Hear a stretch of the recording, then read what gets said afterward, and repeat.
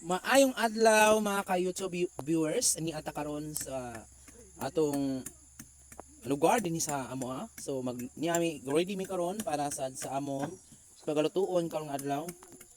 Ang among lutuon karon kuan gining ginat-an nga isda sa suba. No, makita nato ang ginat-an isda sa suba karon nga adlaw, uni karon ang ready ng kahoy. So ngayon, tingnan natin ang lubi. Kasi kami gata. Ano ba yung gata sa Tagalog? Gata ba yan? Kasi kuskusin namin ang lubi. Ayan. Yan, hindi na yung namin lubi yung kapatid ko. Ayan, so mamaya makikita natin ang paano ng gata ng mga isda sa suba, no? Sa ilog, isda ng ilog, no, yan ang aming ngayon lulutuin.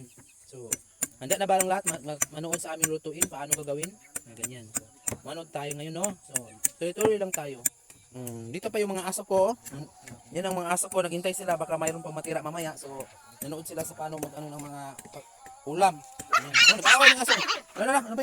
Ano talaga to? Sobrang mabalaw, iso ba to? Sobrang nag-aaway sila. Ayan na. Bubuakin na. Na yung lubi para po makuskus ngayon para ilagay namin sa aming isda. Ganyan. Alisod pag kung di na ako katson. Ganyan na. Ayan So pasensya na sa kasi gusto ng isa mag-inom ng tubig. Ganyan talaga yan. So ganyan, masarap yan ang lubi. Ngayon, ganyan dalawa ang namin gagamitin sa gata ng isda, no. Ayan ang aming lulutuin ngayon, no. Ito, may baki, may dalapakan at saka may yan ang aming gagataan ngayon. Masarap to mga YouTube channel, no. Masarap to aming lulutuin ngayon. Ganyan, no. Yan ang aming lulutuin. Ayan na, ready na po yung lubi? Coconut. Coconut ito. Nalagay namin sa aming lulutuin mamaya. Makikita natin. Ganyan ang namin. Masarap yan. Lulutuin. Ganyan talaga ang namin ngayon. So masarap ang lulutuin namin kasi isda ng tubig ang aming lulutuin ngayon. So dyan po lubi. Ready na yan sa luto namin ngayon. Tuloy-tuloy lang tayo panood mga viewers sa YouTube channel natin. So paki-share.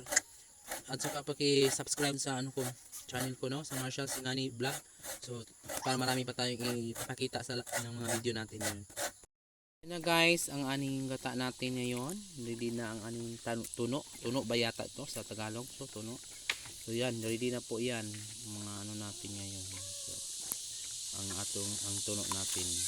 Sarap yan, no. Sobrang mistiso, marami siyang laman ang tuno. Masarap siya natin sa gata natin. Sarap yan, no. Thank you sa inyo tuloy-tuloy lang tayo. Na ilagay sa kardyaro para po na siya. Yan.